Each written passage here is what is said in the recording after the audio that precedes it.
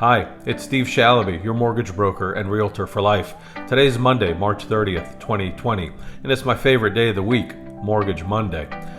Today we thought we would discuss some important facts and some changes coming down the pike in the world of mortgages and real estate as they relate to COVID-19.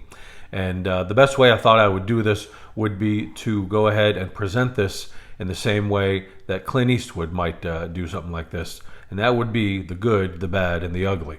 So let's start with the ugly. So the ugly right now is we should start by painting a picture to understand the ugly. So the U.S. Bureau of Labor Statistics publishes its monthly jobs report at 8:30 a.m. on the first Friday of every month. Last month, or this month, March 6th, they published the report for the period of February. That report showed an increase of jobs of 237,000 in the United States.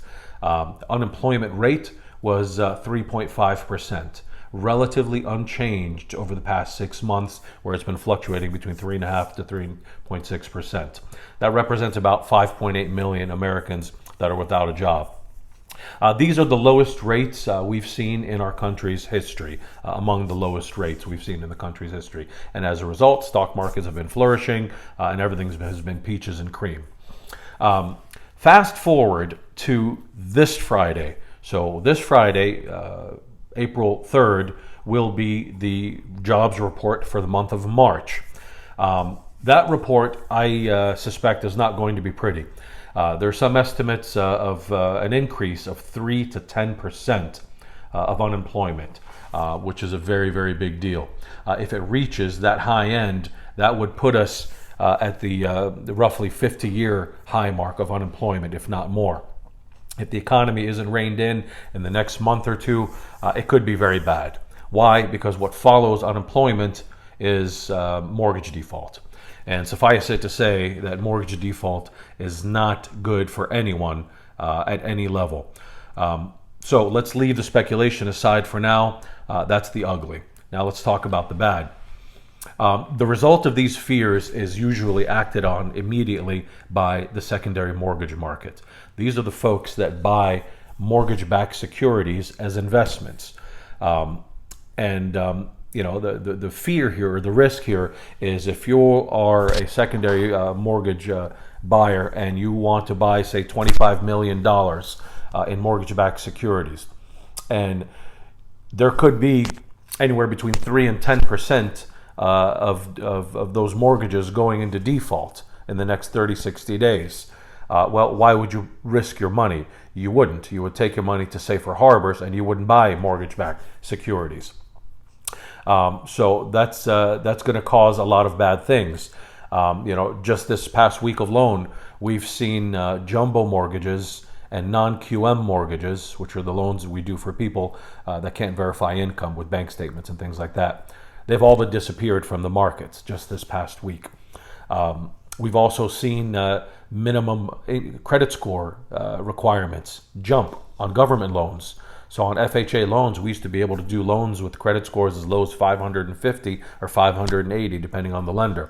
We're seeing updates now from lenders coming in almost every day, increasing their minimum credit score to 620, and some are even going as high as 640.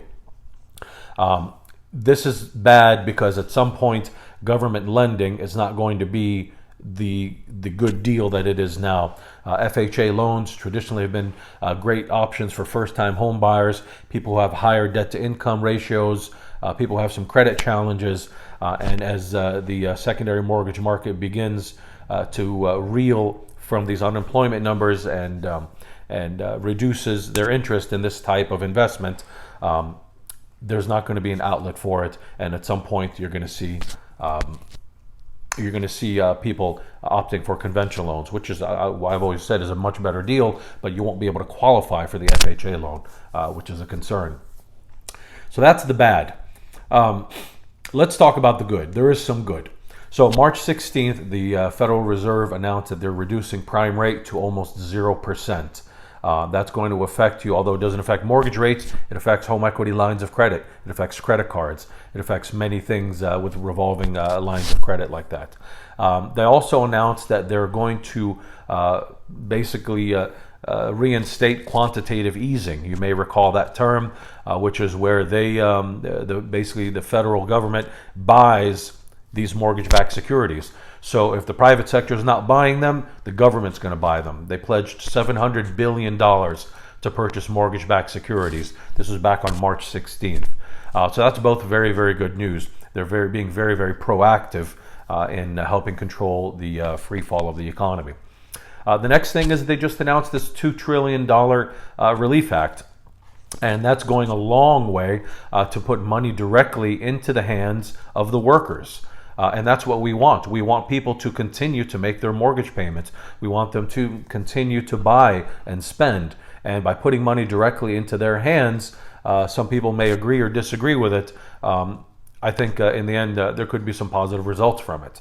The other thing is there's SBA loans that are being rolled out right now with forgivable loans for small businesses with very little strings attached. Basically, we'll do another episode where we cover some of these relief options. But to make a long story short, if you don't fire any employees and if you retain the same number of employees, you would be able to, or they would forgive the debt that you borrowed under the SBA 7A program. Anyway, so there's a lot of good things going on. There's always, other things to talk about. I think in our next episode, we'll talk about why mortgages and real estate actually are still a very, very good investment, far better than many other options out there.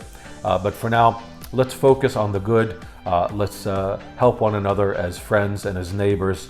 Let's not forget to thank our first and second responders, those folks that are out there putting themselves in harm's way, exposing themselves and their families and their kids to this virus each and every day. And let's not lose sight of what's important. Far worse things, and frankly, far worse pandemics have come and gone without shutting this entire country down and bringing it to its knees. Let's, take the media information with a grain of salt. Let's not get overly hysterical about things, and in good time, things will return back to normal. Thanks for watching. I know it's been kind of a long video today. If you have any questions about mortgages, should you lock, should you buy, give me a call. I'd be happy to be of service. My cell phone 786-543-5115. And this has been Steve Shalaby, your mortgage broker and realtor for life. Thanks for watching. Don't forget to make it a great day.